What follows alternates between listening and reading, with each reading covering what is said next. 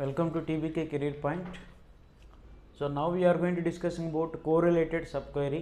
The correlated subquery, it is other type of the subquery concept. Already మనం two types of subqueries లో nested query concept కి సంబంధించి independent nested query చూసాం. Now we are going to seeing about the correlated subquery. ఈ రెండు types of subqueries are the major subqueries in the concept of nested queries. So nested query concept purpose ఏంటో చూసాం, independent nested query ఎలా work చేస్తుందో చూసాం. ఇప్పుడు correlated sub query ఎలా పనిచేస్తుందో చూద్దాం. కోరిలేటెడ్ సబ్ క్వెరీ కాన్సెప్ట్ ఏంటంటే the inner query and outer query both are correlated and retrieve the result. So మనం ఇండిపెండెంట్ నెస్టెడ్ క్వెరీలో చూసినట్టుగా ఈ inner query and outer query ఒకదానికొకటి ఎగ్జిక్యూషన్కి సంబంధం లేకుండా రిజల్ట్ మాత్రం సప్లై చేసుకుంటుంది. కోరిలేటెడ్లో మాత్రం ఎగ్జిక్యూషన్ కూడా ఒకదాని మీద ఒకటి డిపెండ్ అయ్యి రిజల్ట్ అనేది రిట్రీవ్ చేస్తుంది అనమాట ఫైనల్గా. So inner most query and the outer query will be correlated both, and by using the in this concept we are using the two operators, exist operator, not exist operator use చేస్తాం.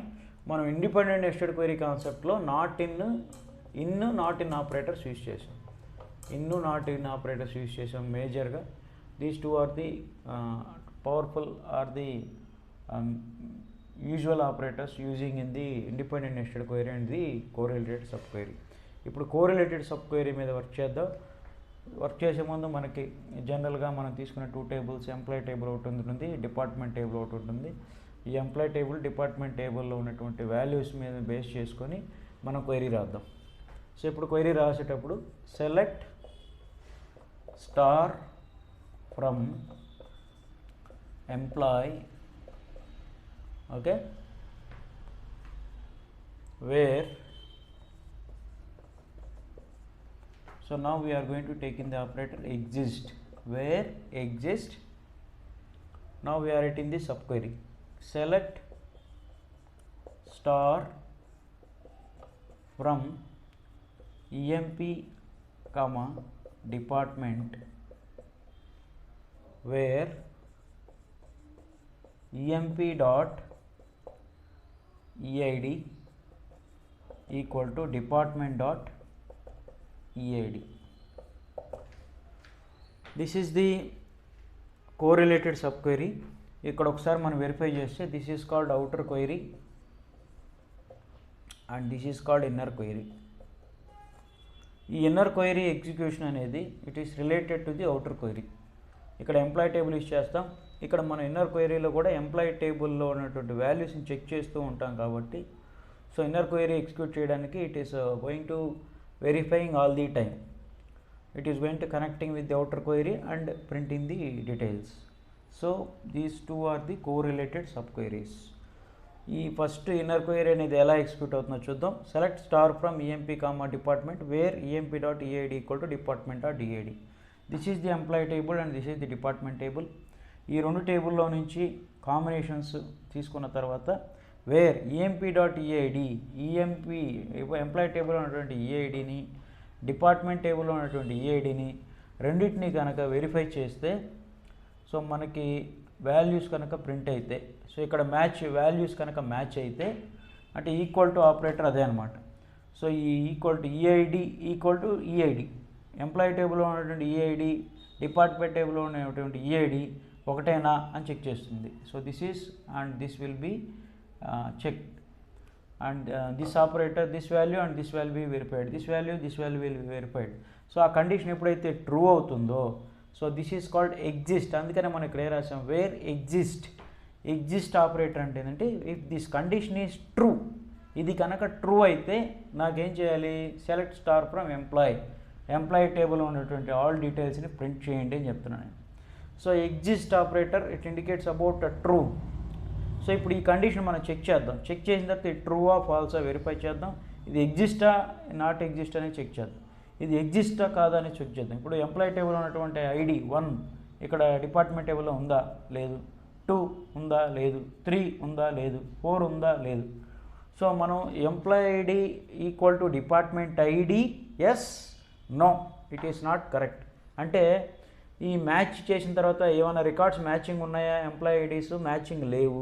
So matching లేనప్పుడు ఈ condition ఏమైపోతుంది, wear exist అంటే ఇది జరిగితేనే నాకు select star from employee print చేయాలి. ఇది జరగలేదు అంటే no rows are going to be printed కదా, అంటే ఈ కండిషన్ ట్రూ కాదు. సో అప్పుడు ఏమవుతుంది, మనకి సెలెక్ట్ స్టార్ ఫ్రమ్ ఎంప్లాయీ అంటే మనకి ఎంప్లాయీ టేబుల్ ఏం ప్రింట్ అవుతుంది, నో రోస్. ఆటోమేటిక్గా ఈ కండిషన్ ట్రూ కాదు కాబట్టి, అక్కడ ఇక్కడ సేమ్ లేదు కాబట్టి మనకి ఇది ఫాల్స్ కండిషన్ అవుతుంది. మనకి రిట్రీవ్ చేసేటప్పుడు no rows will be printed అనమాట. సో అదే కనుక మనం నాట్ ఎగ్జిస్ట్ పెట్టామనుకోండి, ఇక్కడ not exist. So not exist అంటే ఏంటి, ఇది జరగలేదు, ఈ కండిషన్ మ్యాచ్ అవ్వలేదా.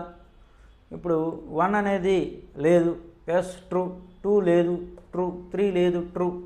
సో ఈ కండిషన్ మనకి చెక్ చేసిన తర్వాత employee ID equal to department ID equal to ఉందా, లేదు.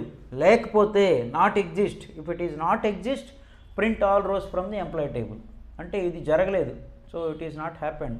సో జరగకపోతే this condition is not equal to then print the select star from employee table. అప్పుడు మనకి all rows will be printed, right. So I hope you got the point. And if you change these values, ఒకవేళ మీరు work చేయండి, ఎడిటర్లో work చేయండి, then you will get a complete clarity on this.